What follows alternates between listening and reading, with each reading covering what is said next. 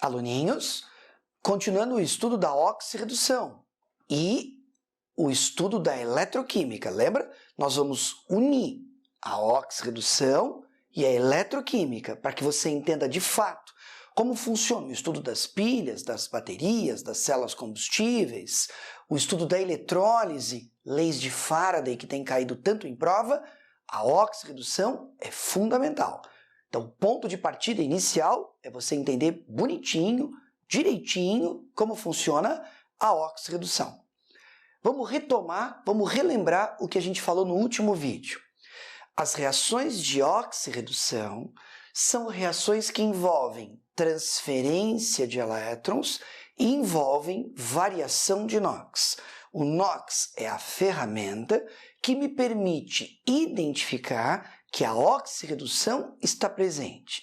E a eletroquímica é a parte da química que envolve essas reações de oxirredução, seja para transformar energia química em energia elétrica, seja para transformar a energia elétrica em energia química. Tudo bem? Você viu o que eu fiz aqui no quadro?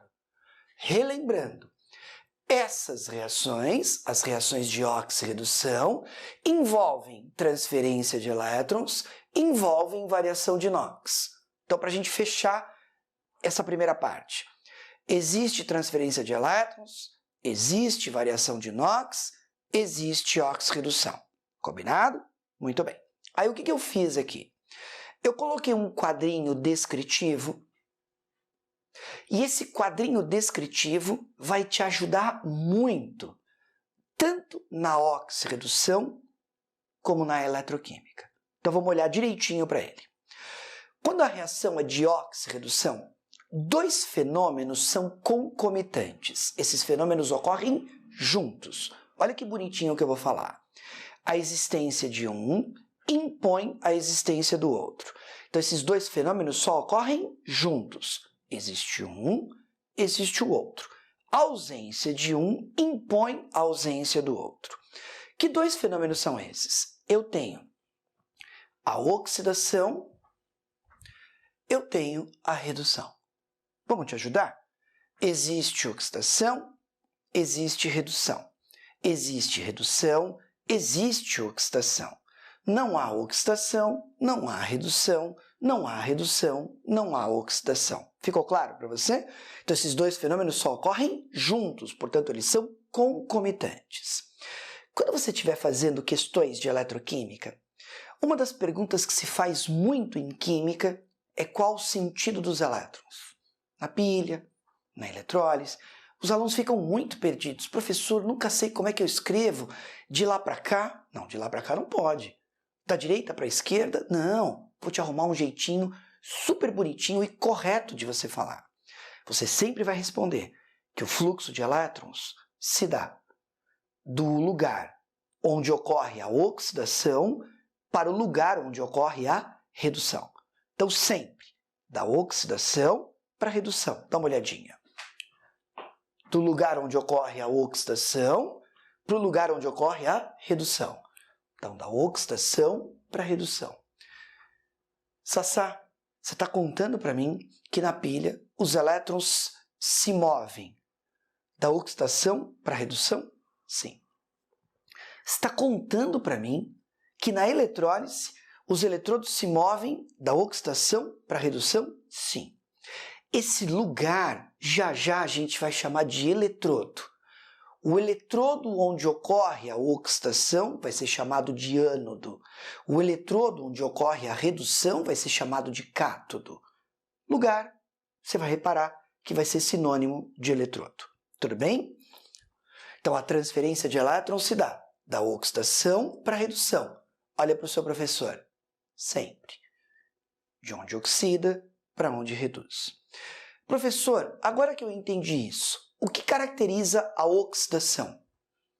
Perda de elétrons. Professor, você acabou de dizer para mim que ânodo é o eletrodo onde ocorre a oxidação. Sim, então no ânodo ocorrem reações que envolvem perda de elétrons. Professor, você acabou de dizer para mim que no cátodo as reações que ocorrem são de redução. Sim, E no cátodo, as reações que ocorrem são reações que envolvem ganho de elétrons. Combinado? Definição da EUPAC, não tem como errar. Ânodo é sinônimo de oxidação, cátodo é sinônimo de redução. Você reparou? Eu estou unindo o estudo da eletroquímica com o estudo da oxirredução. Essa é a melhor forma de você aprender de forma segura e não correr nenhum risco de errar. Tudo bem? Professor, agora eu estou na dúvida. Como é que eu vou identificar que a espécie oxida? Como é que eu vou identificar que a espécie reduz? Ô, meu anjo, pelo NOx. Eu não falei para você? O NOx é a ferramenta que me permite identificar a oxidação e a redução. Ah, é mesmo? Olha o que eu escrevi aqui. A oxidação envolve perda de elétrons e aumento de NOx. Então, quando eu olhar uma reação química e eu perceber que tem um elemento que tem o seu NOx aumentado, esse elemento está oxidando. Super importante. E quando eu perceber que eu tenho um elemento que tem o seu NOx diminuído, esse elemento necessariamente está sofrendo redução e tem ganho de elétrons. Agora vamos ser coerentes para você ficar super seguro? Olha o que eu escrevi aqui.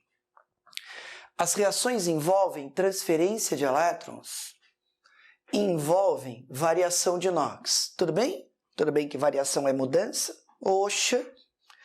Tem alguém que tem o NOx aumentado, tem alguém que tem o NOx diminuído, portanto o NOx está variando. Por isso que eu contei para você no vídeo anterior, quando não há variação de NOx, não há transferência de elétrons, porque os elementos nem perdem e nem ganham. Tudo bem? E aí tem uma outra coisa que eu quero que você guarde. Eu não te disse que os fenômenos são concomitantes, que eles ocorrem juntos? Então a existência da oxidação impõe a existência da redução. A existência da redução impõe a existência da oxidação. Então surge uma nomenclatura que gera uma certa confusão para os alunos, mas eu vou te ajudar. Eu escrevi aqui, atenção. O elemento que oxida gera a redução da outra espécie. Combinado? Então, o elemento que oxida promove, é o responsável pela redução da outra espécie.